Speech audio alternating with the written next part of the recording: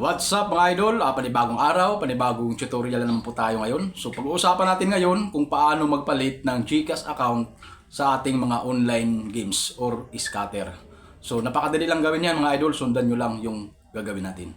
So tara, samahan nyo ko. So una natin gagawin, siyempre bubuksan natin yung ating game application. Pagkatapos may makikita kayong members sa baba o di kaya account. So i-click nyo yan mga idol, ayan o. Tapos mapupunta kayo dito sa seguridad ng account o security center. I-click nyo yan.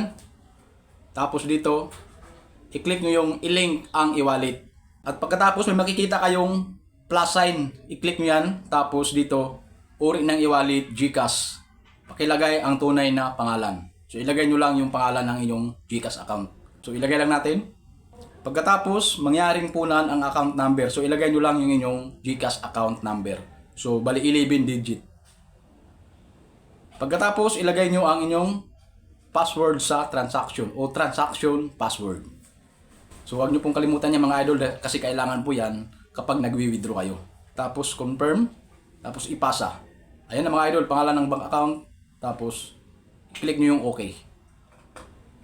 Matagumpay na pagpasa. So, ayan na po mga idol. So, ganun lang po kadali. So, sana may natutunan kayo. Kung meron kayong mga katanungan, so i-comment nyo lang. Hindi kaya i-message nyo ako sa aking Facebook page, Darboy TV. So, hanggang sa muli mga idol, maraming salamat.